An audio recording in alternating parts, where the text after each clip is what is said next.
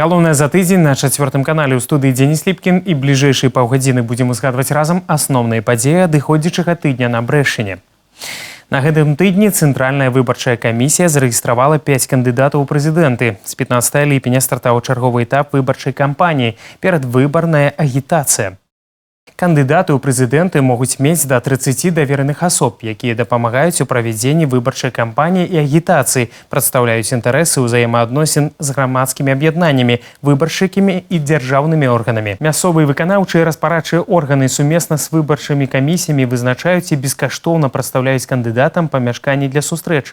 Уся інфармацыя па месцы і часе іх правядзення будзе размешчана на сайтах Цэнтр выбаркама, ГАР і райвыканкамаў у раздзеле «Выборы 2020». Кандидаты в президенты осуществляют предвыборную агитацию в формах, предусмотренных избирательным законодательством. Это использование СМИ, выступление на радио, телевидении, опубликование предвыборных программ. Также проводят массовые мероприятия. Это митинги, встречи с избирателями. Данные места утверждены решениями местных исполнительных комитетов по согласованию с соответствующими территориальными избирательными комиссиями. Зараз участковыя камісіі праводзяць работу па ўдакладненні спісаў выбаршчыкаў. З 24 ліпеня на участках будзе арганізавана дзяжурства. Падчас яго ўсе жадаючыя змогуць пазнаёміцца са спісамі выбаршчыкаў і ўнесці прапановы па іх удакладненні. Усяго ў Брэскай обласці арганізавана 910 выбарчых участкаў. Датэрміновае галасаванне пачнецца з 4 жніўня і працягнецца па 8. Самі прэзідэнцкія выбары пройдуць 9 жніўня. У новых умовах будуць цяпер вяршыць правасуддзе супрацоўнікі суда ў Бярозе. Напярэдадні ў райцэнтры ўрачыста адкрылі пасля рэканструкцыі будынак раённага суда. Падрабязнасці ў наступным матэрыяле. Будынак, які размяшчаецца ў цэнтры Бярозы, быў пабудаваны ў 1980 годзе і патрабаваў абнаўлення. Капітальны рамонт з элементамі мадэрнізацыі выканалі крыху больш за паўгода, на што было выдаткавана больш за 3,5 мільёна рублёў бюджэтных сродкаў. Генпадрядчыкам на аб'екце выступіла аб'яднанне Брэст-Аблсельбуд. Па сутнасці, ад старога будынка засталіся толькі сцены. Яго тэхнічнае начынне і знешні выгляд кардынальна змяніліся. Павіншаваць з наваселлем работнікаў раённага суда прыехалі старшыня брэскага аблвыканкама Анатоль Ліс, першы намеснік старшыні Вярхоўнага суда Рэспублікі Беларусь Валерый Клінковіч, старшыня брэскага абласнога суда Антон Гушчын. Кіраўнік вобласці Анатоль Ліс адзначыў, за апошнія 6 гадоў у рэгіёне пабудаваны і рэканструяваны 5 будынкаў судоў. Удасканаленне судова-прававой сістэмы немагчыма без паляпшэння матэрыяльна-тэхнічнай базы, стварэння комфортных умоў. Это здание не только для судей. Это важно, когда человек работает в комфортных условиях. Но это здание посещает огромное количество людей. Когда они приходят в здание, которое современное, которое отвечает всем требованиям сегодня, значит, конечно, они себя по-другому здесь чувствуют. И то, что говорилось, здесь и процесс проводить значительно проще, легче і удобнее. Абноўлены будынак адказвае ўсім сучасным патрабаванням ад тэхнічнай аснашчанасці да арганізацыі безбар'ернага асяроддзя. Лічбавыя тэхналогіі дазволяць Бярозаўскаму суду уваходзіць у адзіную лічбавую судовую сістэму краіны. По техническим возможностям, которые предоставлены в этом здании суда, оно недалеко отстает от того, что мы имеем и в нашем главном храме правосудия, новом здании Верховного суда. Ад Вярхоўнага суда калектыў Бярозаўскага раённага суда атрымаў у падарунак аўтамабіль. Таксама падзякавалі будаўнікам за якасна выкананую працу і ўручылі ім памятныя падарункі. Пасля сімвалічнай перадачы ключа і пераразання чырвонай стужкі старшыня Бярозаўскага раённага суда Наталья Вакульчык правяла экскурсію па будынку, які змяніўся да непазнавальнасці. Дастаткова кабінетаў для супрацоўнікаў і для прыёму грамадзян, 3 залы для судовых пасяджэнняў, якія, дарэчы, будуць суправаджацца аўдыо і відэазапісам. Справы можна цяпер разглядаць і ў рэжыме відэаканферэнц-сувязі. Першыя пасяджэнні ў абноўленым будынку прызначаныя ўжо на 20 ліпеня. Пасля адкрыцця будынка раённага суда старшыня аблвыканкама Анатоль Ліс наведаў Бярозаўскі мясакансервавы камбінат, сустрэўся з яго працоўным калектывам і правёў прыём грамадзян па асабістых пытаннях. Ольга Мялюсік, Людмила Салзан, Александр Тыманскі, тэлерадыёкампанія «Брэст». Развіццё малочнай галіны, эпідэміялагічная сітуацыя ў вобласці і хуткія выбары прэзідэнта краіны. Такія тэмы закраналіся падчас сустрэчы старшыні аблвыканкама Анатолія Ліса з працоўным калектывам Кобрынскага масларобна-сыраробнага завода, аднаго з вядучых прадпрыемстваў перапрацоўчай галіны не толькі ў вобласці, але і ў краіне. Кобрынскі масларобна-сыраробны завод – прадпрыемства градаўтвараючае з агульнай вагой 39% у агульным аб'ёме прамысловай вытворчасці раёна. У суткі тут перапрацоўваюць амаль 500 тонн малака, выпускаюць каля 150 відаў прадукцыі. За 2019 год нами был достигнут достаточно высокий показатель по рентабельности продаж 16,1%. И за 5 месяцев текущего года у нас уже этот показатель тоже высокий, 14,6%. Это самые высокие показатели по республике. 90% прадукцыі ідзе на экспорт, львіная доля ў Россию. Працуюць тут і над дыверсификацией рынкаў. На сегодняшний день мы наращиваем объем. Это Казахстан, Узбекистан, Туркменистан, Кыргызстан. Также у нас есть поставки и контракты, заключенные на поставки. Это сыворотки сухой деминерализованной, Китай.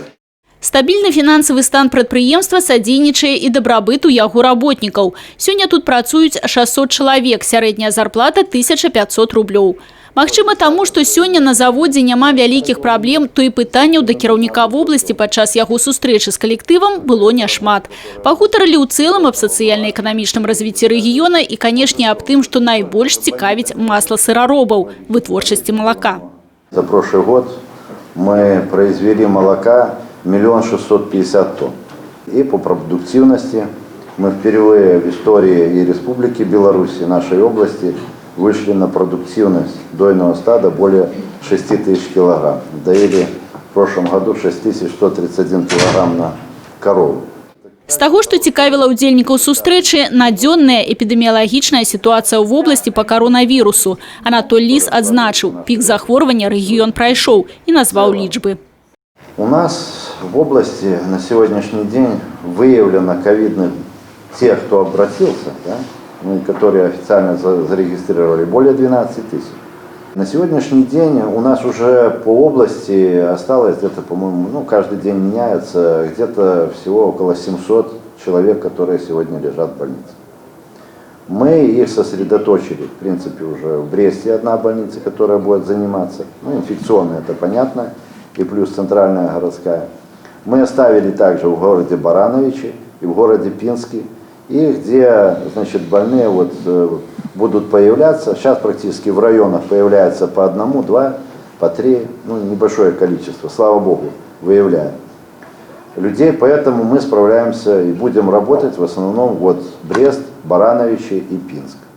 Напрыканцы сустрэчы закранулі і галоўную тэму палітычнага жыцця краіны – хуткія выбары прэзідэнта. Анатоль Ліс падзяліўся з работнікамі завода сваёй уласнай думкай. Я за то, что у нас сегодня есть, значит, его надо сохранять. Потому что те, кто стремятся и говорят нам, что мы должны жить лучше и можем быть лучше, да, это еще очень большой вопрос. Одно дело говорить, да, а другое дело сделать. Па завяршэнні сустрэчы з працоўным калектывам завода кіраўнік вобласці Анатоль Ліс правёў прыём грамадзян па ўласных пытаннях. Людмила Салдзін, Александр Сівіцкі, тэлерадыёкампанія «Брэст». Адкрыты дыялог паміж старшынёй гарвыканкама Александром Аргачуком, прадстаўчанамі і прадстаўнікамі сродкаў масавай інфармацыі ўжо даўно ўвайшоў у практыку. Напярэдадні кіраўнік Брэста ізноў сустрэўся з журналістамі, якія актуальныя тэмы абмяркоўвалі, раскажа Дзіяна Мішчук. На пачатку сустрэчы журналісты сталі сведкамі таго, як Александр Аргачук адправіў першае паведамленне ў асабісты тэлеграм-канал. У ім ён будзе размяшчаць контент аб аспектах працы адміністрацыі, якія не трапляюць у афіцыйную хроніку. Падпісчыкі стануць відавочцамі працоўных будняў кіраўніка горада. Моя задача – выйти на многотысячных подписчиков телеграм-канала, не дублируя ни один из информационных ресурсов, которые есть в интернет-пространстве нашего города. Реально много интересных таких иногда событий. Хочется что-то показать и объяснить, но он не вписывается ни в статус официального издания, ни, а уж тем более, сайта горисполкома. Адной з першых у сваім тэлеграм-канале кіраўнік Брэста размясціў навіну наконт святкавання Дня горада. Сёлета з-за эпідабстаноўкі ад яго правядзення адмовіліся. 28 ліпеня на плошчы Свабоды і ў Брэсцкай крэпасці адбудзецца ўскладанне кветак. Вечарам канцэрт гарадскога духового оркестра на Советской. Я считаю свое решение абсолютно правильным. Абсолютно правильным. Оно пусть будет так. Уже все силы сосредоточены на следующий год. Эпидемиологическая составляющая, финансовые возможности бюджета. Это тоже немаловажно. И все-таки то, что не готовы наши партнеры приехать к нам из-за рубежа. Кіраўнік горада расказаў і пра бягучую эпідсітуацыю. З 12 ліпеня хворых на пнеўманію ўжо не гаспіталізуюць у бальніцу нумар 1. Прымае іх цэнтральная гарадская. Упершыню за суткі паступіла мінімальная колькасць захварэўшых на пнеўманію – 37 чалавек. Максимальное количество госпитализированных за сутки было, это в Бресте был рекорд, это было 186 человек. Сейчас у нас ситуация выравнивается, и всего в Бресте на данный момент 531 человек госпитализирован с диагнозом пневмонии. Много это или мало, если учесть, что максимальное количество лежащих еще вот 2 недели назад было почти 1300 человек. 1300 человек. Это, конечно, достаточно. Но тенденция устойчивая, никаких вопросов сейчас пока нет. Падчас размовы закранули і тему арганізацыі мясцовага рэферэндума па лёсе акумулятарнага завода. Для забеспячэння працы гарадскіх участковых выбарчых камісій і правядзення рэферэндума патрабуецца 320 000 рублёў з гарадскога бюджэту. Александр Рагачук расказаў пра магчымыя шляхі яго правядзення. Першы, калі яго аб'яўляе гарадскі савет дэпутатаў. Тады ён выступае і з прапановай канкрэтнага пытання.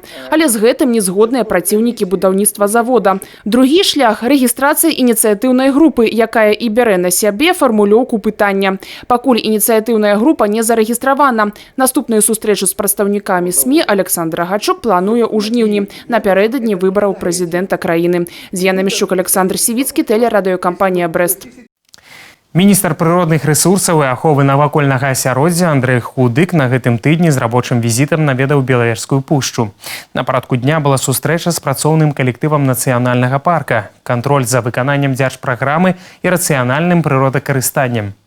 Сёлета Міністэрству прыроды спаўняецца 60 гадоў, і вынікі працы ў галіне экалогіі і прыродакарыстання радуюць, у тым ліку ў Брэсцкай вобласці, заўважыў міністр прыродных рэсурсаў падчас паездкі ў Белавежскую пушчу. Брестщина – это край, прежде всего, экологически чистый, и Беловежская пуща – это бренд сегодня не только для Республики Беларусь, а и мировой. Должен сказать, что все ухожено, что чисто. Беларусь действительно сегодня благодаря этим плановым действиям в плане выполнения взятых на себя обязательств по природоохранной деятельности достигла хороших показателей и котируется неплохо на мировой арене в этом плане. Штогод Белавежская пушча прымае каля 1 мільёна турыстаў. Канешне, сёлета за эпідабстаноўкі сітуацыя іншая. Няма замежных гасцей, але затое актыўна наведвае нацыянальны парк беларускі турыстычны поток. Зараз Белавежская пушча працягвае развівацца ва ўсіх напрамках. У першую чаргу акцэнт робіцца на развіццё экалагічнага турызму. Распрацоўваюцца новыя экалагічныя маршруты. Надаецца ўвага захаванню гістарычнай часткі нацыянальнага парку. Прыгожа, каларытна і з традыцыйнымі беларускімі абрадамі. У Каменецкім раёне адбыліся зажынкі 2020. Месцам правядзення было абрана адкрытае акцыянернае таварыства «Белавежскі».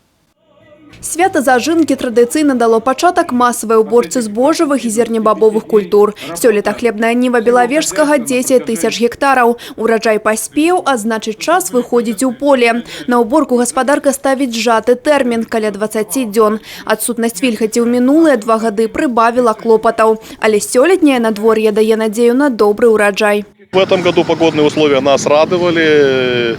Мы это видим даже уже по началу уборки, видим, что результат в принципе неплохой. Надеемся, что урожай в этом году, который мы положим в наши закрома, он будет гораздо выше, чем в прошлые года.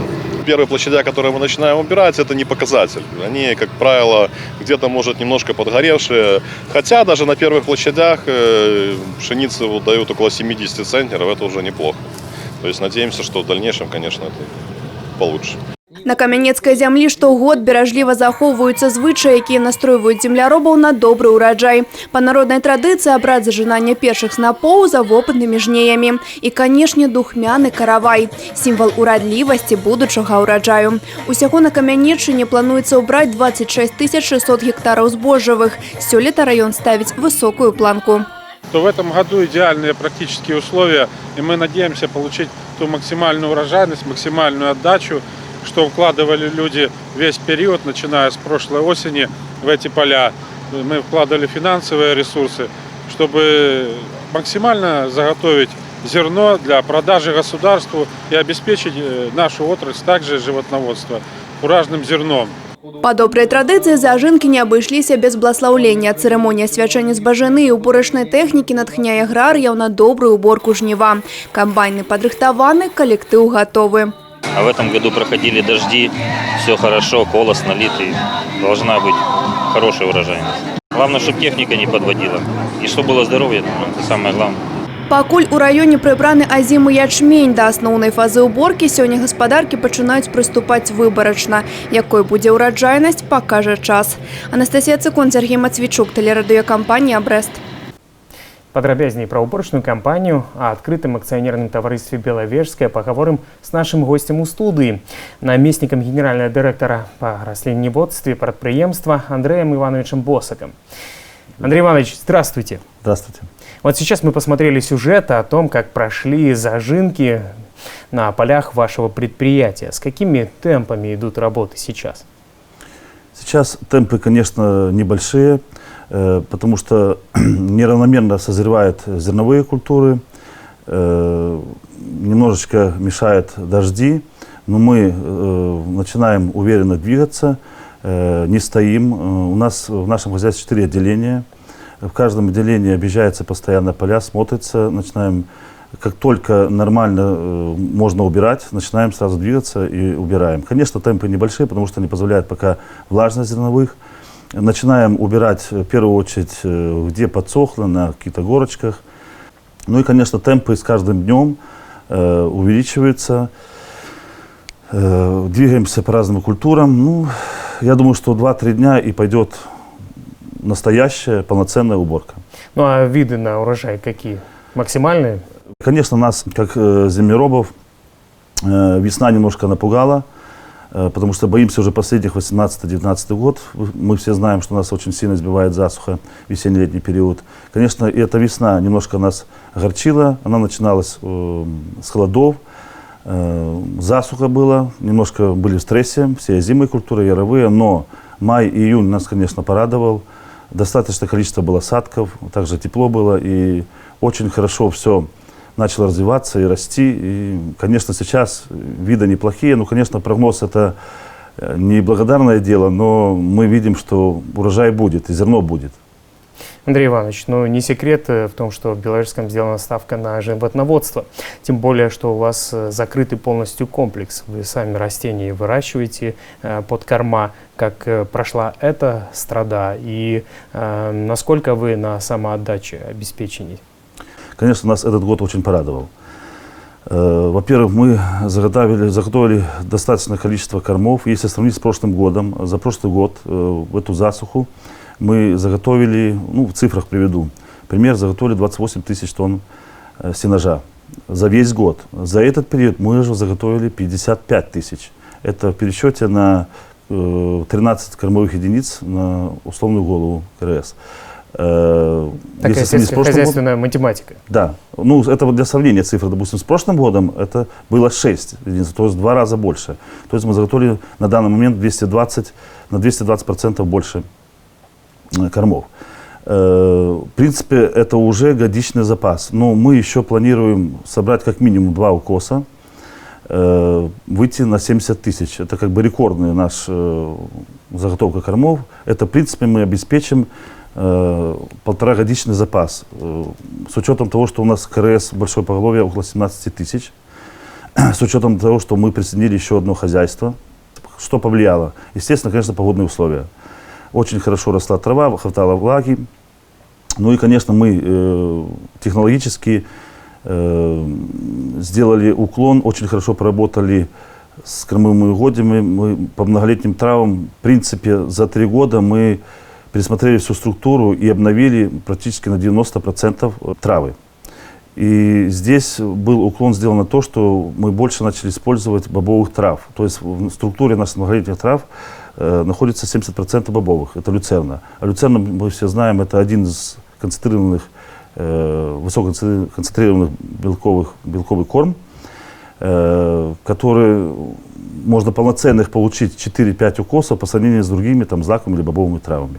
Ну, а сказывается ли это вообще на том, что само молоко станет более качественным? Если корова ест белок, значит, и будет давать больше белка? Такой вопрос от обывателя.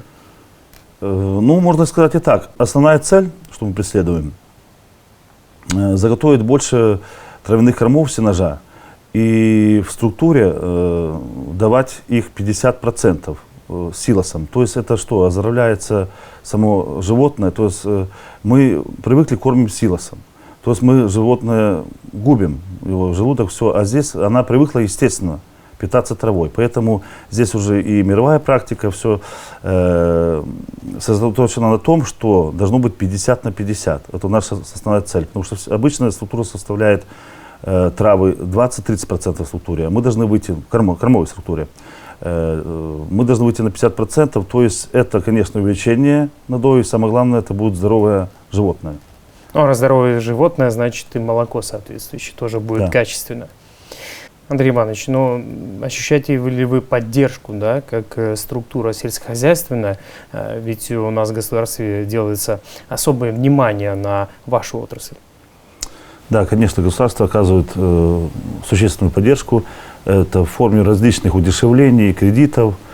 Есть удешевление на приобретение за счет различных фондов семян, сельхозрастений, средств защиты, минеральных удобрений, горюче-смазочных материалов. Также выделяется, тоже есть поддержка существенно, ежемесячно кредитные линии открываются на приобретение минеральных удобрений, также топлива. То есть это для бесперебойной работы в сельском хозяйстве. А также ощущается существенная поддержка государства тем организациям, предприятиям, которые расширяют и модернизируют производство существующее. То есть какое-то строительство существенное. Так и мы воспользовались этой поддержкой в виде льготных кредитов. Сейчас у нас идет завершение строительства большого молочно-товарного комплекса отделения Миньковичи, роботизировано, который исключает ручное доение. И на эти цели было выделено льготного кредита около 9 миллионов. Это приличная поддержка государства. От работы предприятия зависит и уровень благосостояния всех сотрудников. Как развиваются населенные пункты, которые входят в ваше хозяйство? Самое главное в сельском хозяйстве – это привлечение, конечно, молодежи. И чтобы она закреплялась у нас на наших местах. Поэтому на центральных усадьбах, где вот какие-то присоединенные хозяйства, центры, всегда, конечно, мы указываем внимание на какие-то ремонты. Идет постоянно строительство. То есть, если приходит молодой специалист, если он закрепляется у нас, он всегда получит жилье. А если еще и будет создаст семью, то, конечно же, ему в первую очередь ему всегда дается коттедж. Ну а насколько сейчас в Беловежском востребованы специалисты? Есть ли свободные вакансии? Это же говорит о многом. Вы знаете, практически свободных нет вакансий. Кто хочет работать в сельском хозяйстве, приходит в Беловежский, он остается. Потому что для него создаются все условия. Что касается кадров, мы практически обеспечены.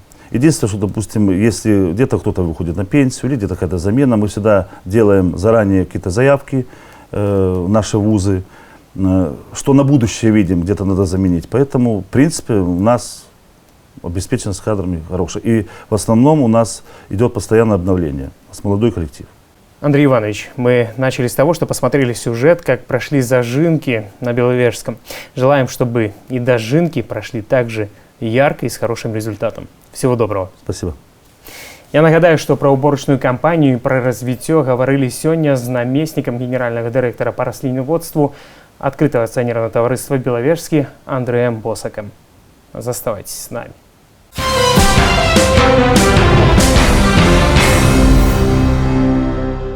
Паўтара месяца засталося да таго дня, калі навучальныя установы в обласці ізноў адчыняць свае дзверы. А вучні сядуць за парты. Зараз школы, гімназіі і дзіцячыя садкі ў працэсе падрыхтоўкі да новага навучальнага года. Як ідуць рамонтныя работы ў Баранавіцкім раёне, даведаліся нашы корэспандэнты. Маляры наносяць апошнія штрыхі, і калісьці просты цагляны фасад сталовіцкага дзіцячага садка становіцца яркім і прывабным. Сёлета тут завяршаецца капітальны рамонт з мадэрнізацыяй. Сцены не толькі пафарбавалі, але і ўцяплілі. Цалкам заменены дах, усе ўваходы абсталяваны пандусамі, да якіх вядуць зручныя дарожкі. Актыўная падрыхтоўка да новага навучальнага года вядзецца і ў іншых установах адукацыі Баранавіцкага района. В этом году выделено на капитальный ремонт учреждений образования 610 тысяч белорусских рублей. На текущий ремонт выделено 95 тысяч рублей. Также уже закуплены 2 новых автобуса ПАС для Городищенской средней школы и для Вольновской средней школы. Кроме того, отделом закуплены спортинвентарь на сумму 7800 рублей. В процессе закупки парты, конторки, регулируемая по высоте ученическая мебель для начального звена. Также на сумму 15 тысяч планируем закупить компьютерный класс. У Мірскай сярэдняй школе 170 навучэнцаў, але, напэўна, ніводны з іх 1 верасня родную школу не пазнае. Гэтай установе адукацыі ўжо больш за 40 гадоў, таму надышоў час капітальнага рамонту. Перамены ўжо на ўваходзе. Сучасная агароджа па ўсім перыметры, новенькі ганак і пакуль адзіны сярод школ района пад'ёмнік для людзей з абмежаванымі магчымасцямі. В соответствии с программой развития Всемирного банка в этом году нашей школе выделено 591 тысяча рублей на модернизацию и капитальный ремонт. В соответствии с проектной документацией ведутся работы объемные.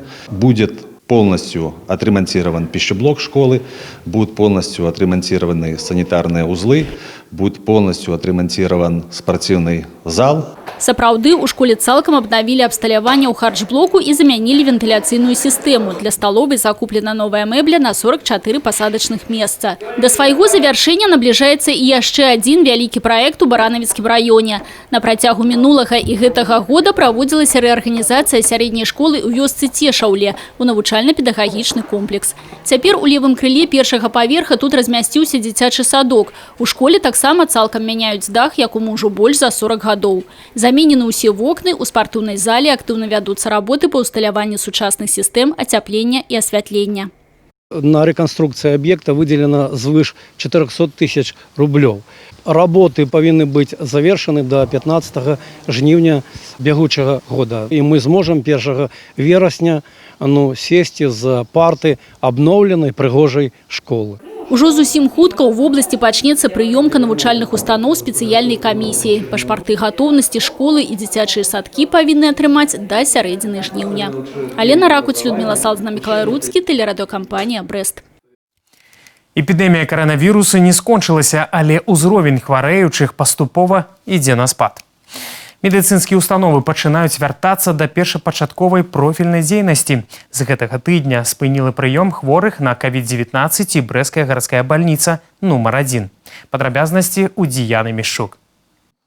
На пачатку эпідэміі Брэсцкая гарадская бальніца нумар 1 адна з першых узяла на сябе лячэнне пацыентаў з каранавіруснай інфекцыяй. З улікам паступовай стабілізацыі эпідсітуацыі з 12 ліпеня такіх больных установа больш не прымае. Сёння ўсе пацыенты з бальніцы выпісаныя, за выключэннем 10 цяжкіх і сярэдне-цяжкіх, якія знаходзяцца ў рэанімацыйным аддзяленні. Зараз сілы персанала і гарадскіх санітарных службаў сканцэнтраваныя на заключнай дэзінфекцыі бальніцы і падрыхтоўцы да работы ў чыстым рэжыме.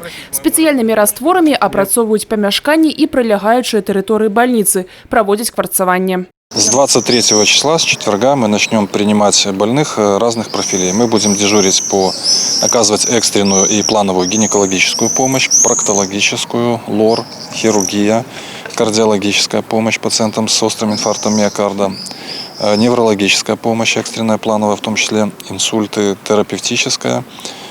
Все те профиля, которыми больница занималась и до своего инфекционного статуса. То есть мы полностью возвращаемся в обычный режим работы с четверга. Плановые пациенты, которые идут на оперативное лечение, плановые, должны будут иметь отметку о предварительном тестировании на коронавирусную инфекцию на амбулаторном этапе. Пациенты, которые поступают по экстренным показаниям при поступлении Сразу будут проходить термометрию, и в случае выявления лихорадящих больных мы их будем помещать во вновь отремонтированную смотровую изолированную, где они будут осматриваться специалистами. При необходимости проводиться экспресс-тестирование, компьютерная томография. Калі ковід у пациента пацвердзіцца, яго змесцяць у изолятор першай больницы. Далей перавядуць у спецыялізаваны стацыянар. Прымаць брастаўчан з коронавирусной инфекцией працягне центральная городская больница, а жыхароў ближайших районов – инфекционное отделение областной больницы. На сегодняшний день принято решение управления здравоохранения и уже закрыты практически все инфекционные госпитали, которые были развернуты на базах центральных районных больниц.